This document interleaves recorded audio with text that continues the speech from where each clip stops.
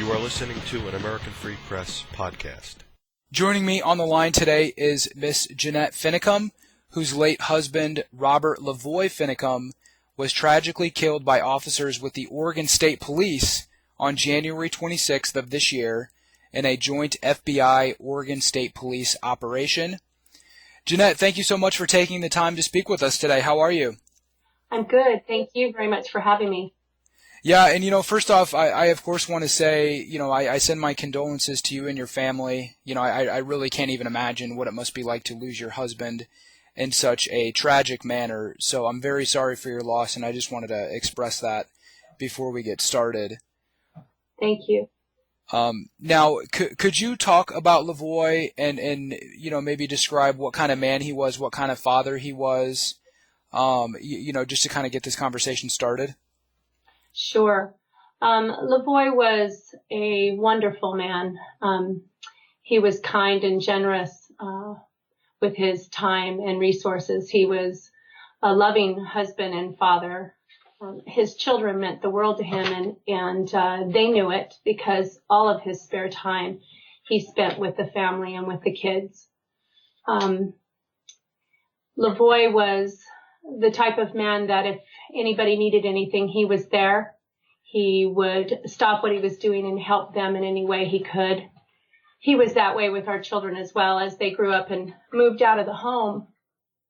Whatever they needed and when they needed it, we just dropped everything and tended to them. Whether it was 3 o'clock in the morning, that didn't matter.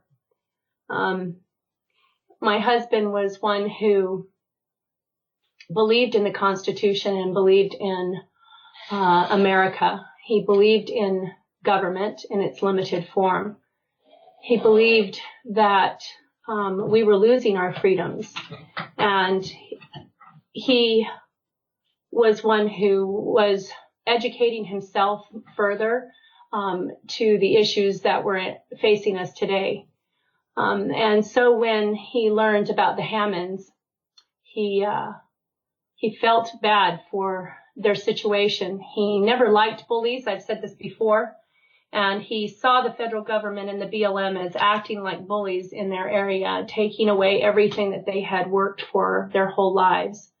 And when they had then been arrested and incarcerated for the second time, or was about to be serving their second sentence for the same crime, he felt a need to go up and stand with them by placing the flowers and doing that rally that they had organized there in Oregon for that family.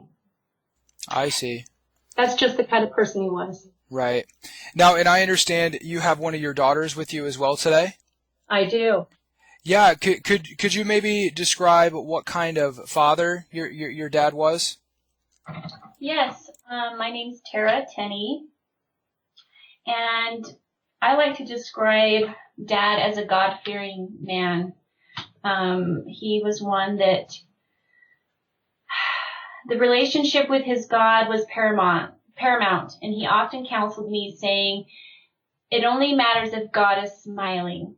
And I really admire him for his loyalty and love of his God. And he was a principled man. He, which is why he found himself educating himself, and the more he became educated, he realized how the heavy hand of the federal government was intimately in the lives of the American people, and because he was a principled man, he couldn't in good conscience just do nothing. And so he needed to stand in his respective sphere to stand for the principles of liberty. And so that's how his story began. It began years ago as he practiced daily diligence in the things that edified and refined him as an individual, and it enabled him to be the powerful voice that America now knows him to be. I see. Now, shortly before this situation in Oregon, before he got involved in the Oregon standoff, he published a book entitled "Only by Blood and Suffering: Regaining Lost Freedom," which is a novel, and it's available from Amazon.com. We will have a link over to the book when we post this program. Could you talk about this? This was the first book he published, from what I understand, the first and only book he published. How did this come about? How did he what made him decide to write this novel? Well, it happened probably, it's been about 3 years ago. It was before the Bundy incident that he actually wrote the book. And he has written another book. It just hasn't been published. We might be doing that shortly. However, when he just started educating himself about the freedoms, he really thought, oh my goodness, people are just so unaware of what's going on around them. How can I help teach the principles of freedom? How can I help in this process? And he had a story that just came into his mind. And he felt that he could put it in a story form, in a novel, and then just try to help teach about freedom, about individual, about morals and values, and the importance of family, and all these different things that this book embodies. And he was able to sit down, and we do therapeutic foster care for teenage boys. And so he said, Jeanette, if you can pick up the slack and help me with the boys, I'll write this book. And so it was a family effort. The kids pitched in and I pitched in, and he sat and wrote for about 5 months, and then he had a finished product. And it was on my birthday that he finished it in June of 2000. I believe it was 13. I was the first one that got to read it, and it was really fun. He was like an expecting father, because he handed me the book and he says, okay, here you go. And he propped me up in bed and gave me some pillows, and he says, okay, I'll leave you alone and I'll watch all the kids and then I'll check in with you. And about an hour later, he's tapping on the door and he peeks in and he says, well, what do you think? And I says, oh, LaVoy, it's so good, and I says, but you got to leave me alone so I can read it. And so he walked out and went back to the business of taking care of the kids. And about another hour, he's tapped on the door, peeking his head through again and wanting to know where I was at. It was just so fun to watch him. It was like he was just excited to hear what I thought about it. And so finally he had to just leave the house so he could leave me alone so I could read it. And he did. And when he came back, I was finished with the book. It was hours later, but it was such a beautiful book. It was so inspired. He really, I think the Lord really helped him in expressing many different things on many different levels. It touches the hearts of people and helps to stir that desire for freedom and learning and family and all the good things that America stands for, really, in my mind. Mm-hmm. Now, could you talk about his relationship with the Bundys? Had he known the Bundy family for quite some time prior to traveling to Oregon with them? No. I would say that he learned about the Bundy's situation, had been following it through the news. And, for the last, probably 2012, 2013, he was just listening, about their plight out there. And then in 2014, when he heard about the, standoff, and it was it was just right there at that moment. He was up in Salt Lake for a conference, and he said, I just feel impressed. I need to just not be at this conference. I think I should go down and talk to these people. And so he did. He just left the conference in Salt Lake and drove all night to get to the Bundy's area, Bunkerville, and spoke with them. And Mr. Bundy said, well, if you want to be here, bring your horse and be here in the morning, and bright and early. And so my husband came home and gathered up his horse and his trailer, and he got prepared, and he left the very next morning for the ride on horse with the rest of those cowboys that were on horse, standing in front of the armed FBI and BLM agents. And this would have been in the spring of 2014, is that correct? Correct. Okay. And from that point on, they developed a friendship, and they're very good friends of ours now. I see. Okay. And from what I understand, Ammon actually, he lived in Arizona as well. Is that right? Ammon Bundy? I'm not sure all the different places Ammon may have lived, but I'm sure he has. Okay, I see. Now, and you kind of alluded to this, but could you maybe elaborate on it a little bit more? Why did LaVoy feel so compelled to go to Oregon and to stand with and support the Hammond family? Because once again, he didn't like to see someone picked on, and he felt that the federal government and the system up there, the BLM, and within that little area there had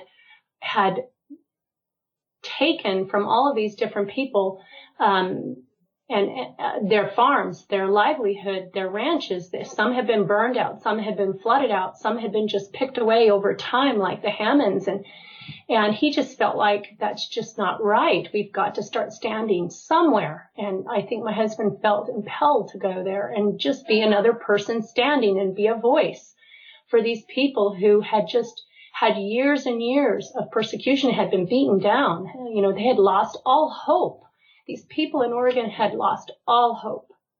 When they had to come out in the middle of the night just to be in the protection of the darkness, to go to the refuge, to speak to Ammon and to LaVoy, that says a whole lot. They were searching for help, and these people were, Ammon and the people up there were brave enough to stand for them, and they were begging that they wouldn't leave. What will happen to us if you leave? They kept asking my husband. You know, you have to stay, because if you don't, you know, what will happen to us? Right. Well, when I was there, I actually did go up to the refuge in early January, and I did some interviews, and including with LaVoy. I have it's probably a 5 or 6 minute long discussion, and then we sort of are walking up the hill to where the press conference was taking place that afternoon. So it kind of transitions right into the press conference, and you can find that video on YouTube. But one of the things that really stood out to me, and a point that everyone that I talked to there was really emphasizing, was the fact that the Hammond family, once they were essentially resentenced, and it was determined that the federal prosecutor appealed the original decision and was basically forcing them to go back to complete a 5-year term.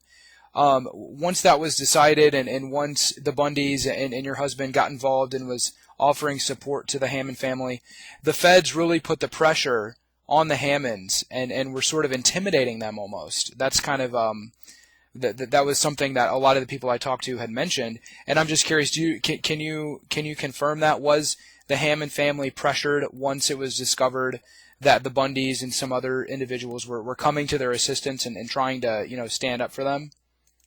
Actually, I can confirm that through what my husband told me that Ammon had told him.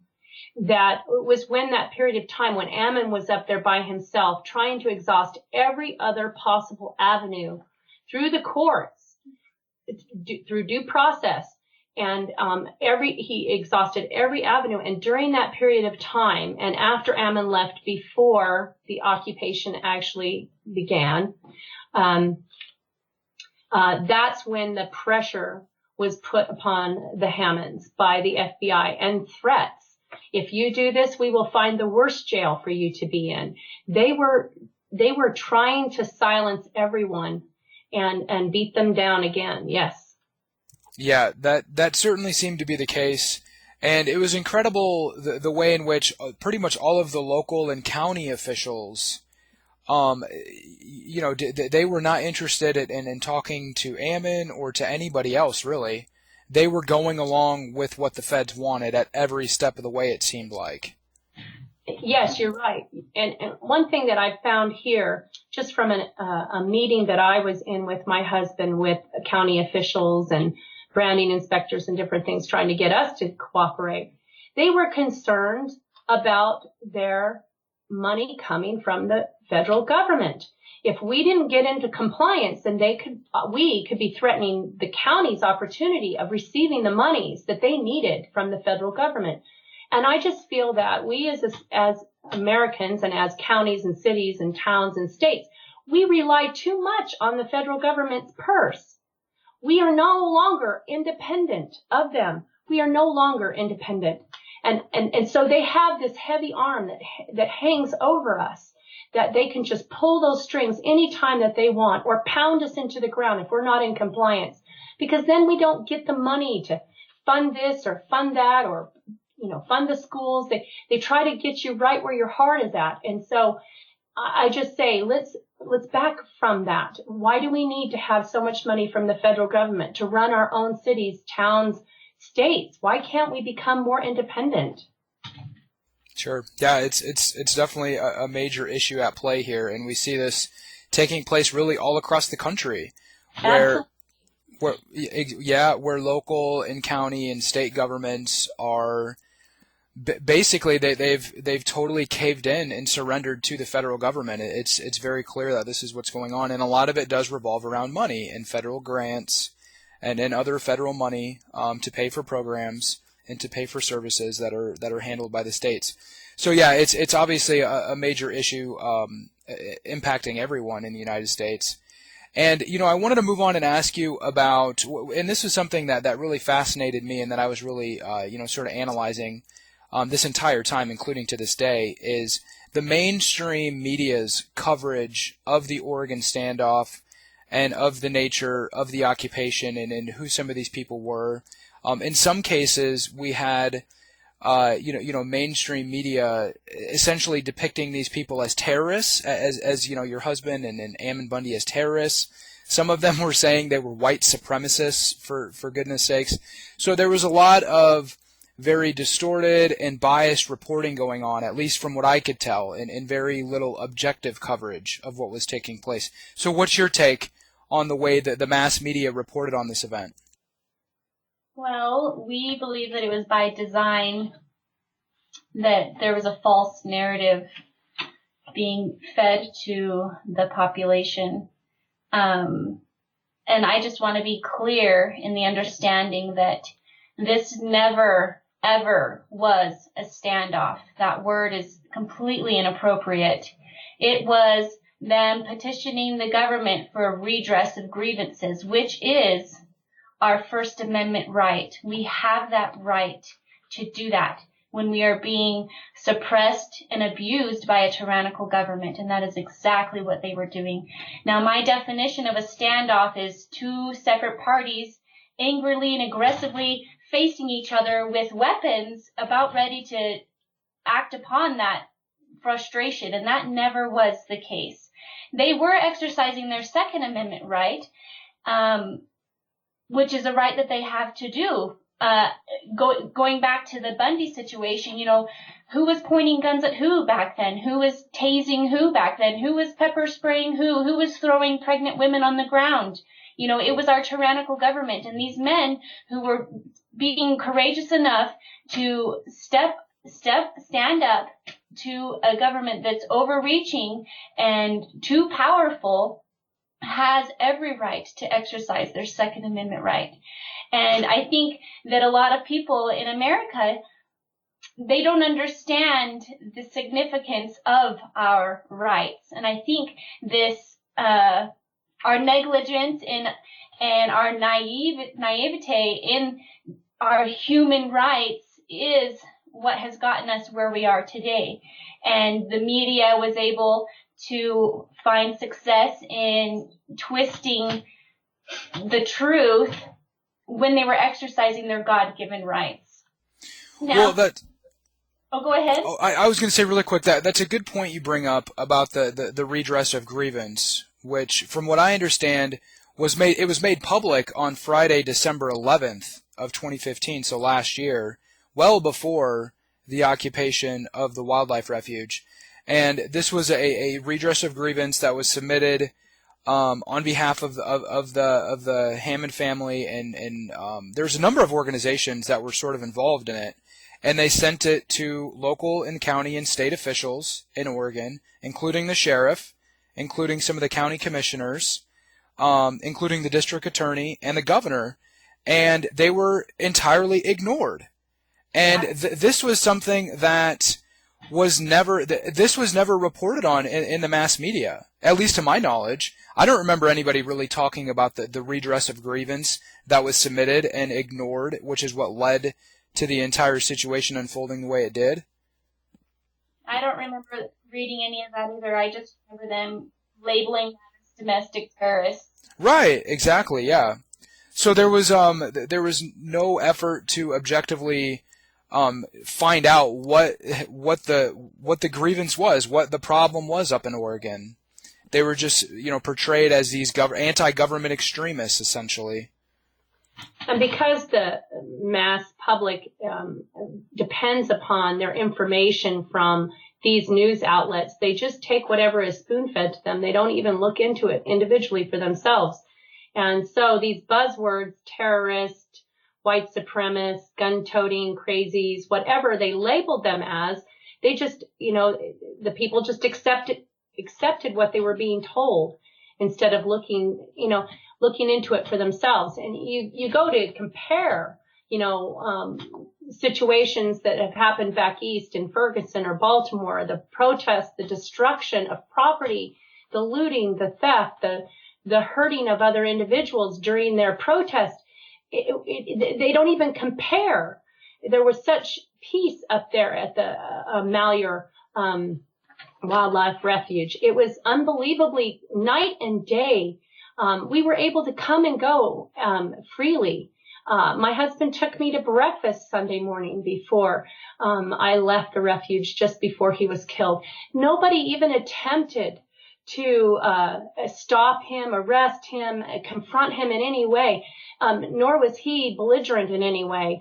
And I know of two separate times when I was there personally that Ammon went into town, to the airport where the FBI was, stood right there in front of the FBI and negotiated with the negotiator over the phone, who was not even in the same area, which couldn't even give him any answers to any of the questions or negotiate, really. He says, well, if you can't make these negotiation conferences successful, then tell me who can. Who can you send here that can actually negotiate?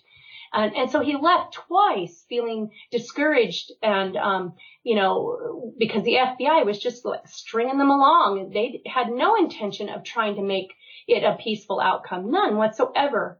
But yet they were able to come and go freely. They weren't arrested. There were so many opportunities for a peaceful outcome rather than what ended up happening.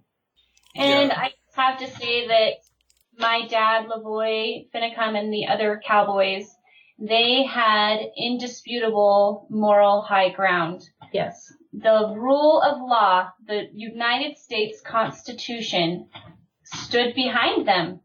Any person who's willing to see truth is able to recognize that.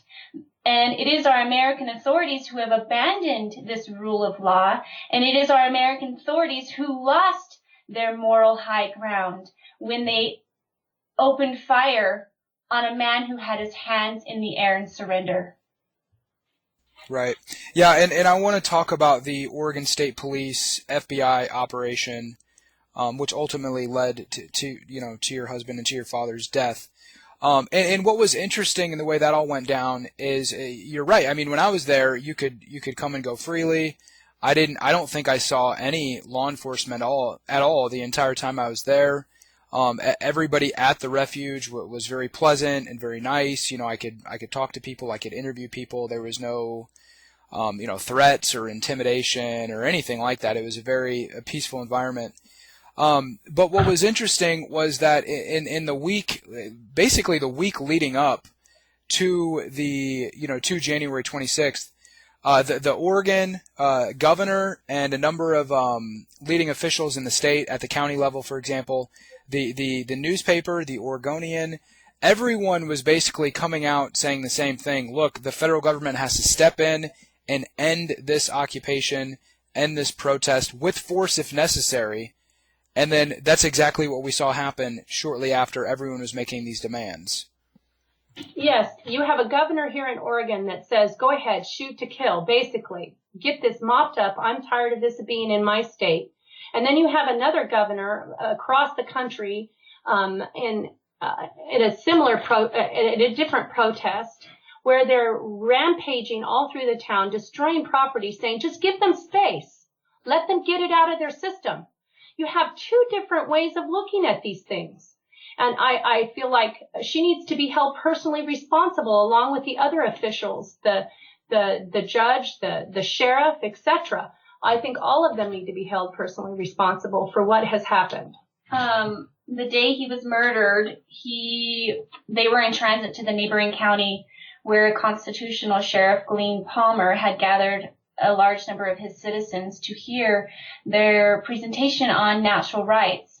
And we all know how that story ended. He was murdered in transit. And it was Senator Ron Wyden who had stated, we have got to stop this virus before it spreads. Now, that one-liner is very foretelling of the corruption of that leader. Yeah. And because this virus that he's speaking of is the spirit of liberty that they were igniting in the hearts of their citizens. And, you know, the cliche saying ignorance is bliss. Yeah, it is if you're the leader who is manipulating and taking advantage of your citizens' natural rights for your own monetary or power gain. And not on top of that, Governor Kate Brown's statement illustrated her disregard for the rule of law when she had said, hold on, I'm reading. The bottom line is that the federal authorities must move quickly to end this occupation and to hold all these wrongdoers accountable. She was clear to communicate that she was speaking out because the situation, in her words, was absolutely intolerable. Now, let's just talk about that for a minute, how foretelling that is. These people had my dad. We all, as American citizens and human beings, have a right to redress a tyrannical government for redress of grievances. We have that right. And they were doing so in a very peaceful, respectful way. And she, as a leader, needs to tolerate that, and she needs to hear it, and she needs to address it. And just shortly after these two significant Oregon leaders made their foretelling statements is when he was murdered. Now, I believe that his assassination is a political one, and that the tentacles run far and deep and wide. If you follow the money, you'll see the corruption. You know, I firmly believe that the Clinton Foundation is connected to this, and that they were uncovering a lot of corruption there through the documents that they were going through. And somebody put in a buzzer, and they had to end it quickly because people were going to corrupt. People who were doing corrupt things were being made known. Right. And they just couldn't have that. So that's why he was murdered. Right. And it's interesting also, I mean, he basically predicted this to happen, you know, a day or two before it actually did. He was being interviewed by Oregon Live, which is, you know, affiliated with the Oregonian. I believe it's just their online, their online website versus the newspaper. And he basically said that. He said that the tone had changed, and, you know, they seemed to be much more confrontational, and, you know, sort of looking for an excuse to take us out, basically. Yeah. Yep. And they did. Right. Well, I want to get your reaction to, because the day this happened, the FBI almost immediately released the footage, the aerial footage that didn't have any audio, but it showed pretty much what happened, and they were really trying to, essentially demonstrate to the public that, look, we did everything we could to do this peacefully. It didn't work out that way. They were basically trying to cover for themselves, essentially. I think that's very clear. So what is your reaction to the initial footage that was released, and how the FBI and the Oregon state officials kind of handled it? That video did nothing but confirm to me how he was actually assassinated, murdered by them. Because I know my husband. I know what type of man he is. I know who he is. I know that he would care about the 3 people that were left in his vehicle, he would put their lives above his own. And I know that when he left that truck, immediately you can see his hands going up before he's even completely out of the truck. His hands are in the air and he is running away from the truck to divert the attention onto himself because he didn't want to see that 18-year-old girl in the backseat murdered. We have an 18-year-old daughter. And he would feel so responsible for all of their lives in the back there. And so I know he did that to draw attention to himself. I know that as he was being shot, that he continued to put his hands in the air to show he was still not holding a weapon.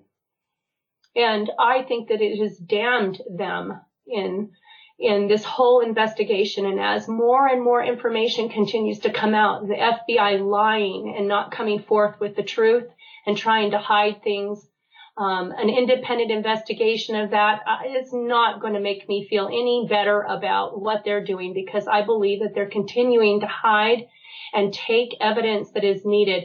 I happen to know of other things that are disappearing in evidence.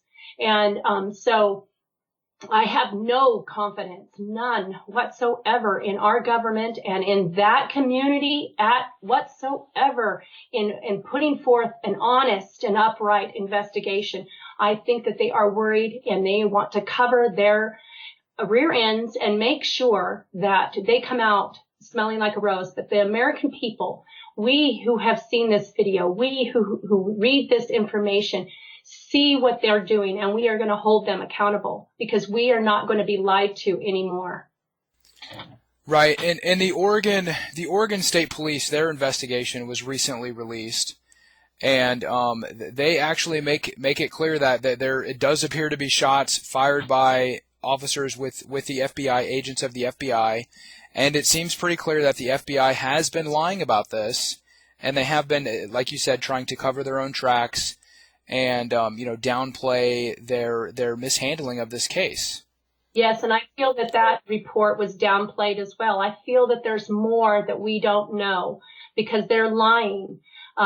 They've lied. I believe they'll continue to lie to continue to cover it up, and they will just give the minimal truth until they're found out. That has been their MO. That's the way they will continue to operate. Mm-hmm. Well, I'm curious, what is your next course of action? Well, I'm currently deciding what that course is, but I am going to move forward. I am going to hold them accountable. Very good. Okay, and I'm sure that we will have updates as that proceeds. Yeah. Now, how can people support you or follow the latest developments? Is there a website, or maybe how can people get in touch with you and support you even? Well, we do have a website. It's One Cowboy Stand for Freedom, and on there's a link to our blog that we will be publishing our progress and updates and action items on there. Our website also has Dad's product, so his novel that he wrote, T-shirts that he had designed, and things like this. And on the website, there's also a button for a petition for a congressional investigation. We're trying to collect 100,000 signatures if it gets to the point where we need to have a congressional investigation. And we do have a form that is titled, How Can I Help the Finicum Campaign? We need people who are helping spread the correct narrative and just becoming informed. And we're also inviting everybody to become educated, to read the Constitution, learn of the principles of liberty, and choose to live by those principles and to teach your posterity the same. Because even though we have Constitution and law established, and some even would say that our Constitution and law is the strongest and the best created, the spirit of liberty has to be reignited in every generation. And when we have that spirit of liberty absent, we are in risk of losing our freedom. And I think that's where our people are today. Mm-hmm. We've enjoyed the blessings of liberty without really having to sacrifice for it, to suffer for it, to defend it, and to even die for it. And that's the legacy that my dad lived. He was willing, and he did do all of those things. But much of today's generation does not understand this. And so the spirit of liberty it's kind of like a habit of the heart. It's lost. And freedom, therefore, is at risk of being lost. And so these things need to be taught in the homes of every American. Mm-hmm. So education. Well, yeah, that's very well said, and I completely agree with you. And just to wrap up, I have one final point, and that is when I was up there and talking to many of the individuals involved, one thing was very clear, that what they were doing, it was much bigger than just the Hammond family. It was much bigger than just their plight, their situation. This was a broader movement. And I think what you just explained there, that really kind of underscores that sort of mindset, that this is more than just, what's going on in Oregon. This is something that's going on all across the country. And there's very fundamental principles that go to the heart of this country and the founding of this country. Absolutely. You're spot on. And it's something here on the West that involves us, the ranchers. But we are losing freedoms in every aspect of our life here in America. And it goes clear across the United States. It's not just the plight of the ranchers. Right. Well, thank you very much. Thank both of you very much for taking the time to talk to me today. I know this is a very difficult subject. And again, my condolences go out to you and your family. It's truly a tragic situation. And, we're going to continue to shine the light on it and to do our best to provide some objective and accurate coverage of this situation. So thank you very much for taking the time today. I really appreciate it. And I'm sure all of our listeners and readers do as well. Thank you so much, John, for having us. Thank you.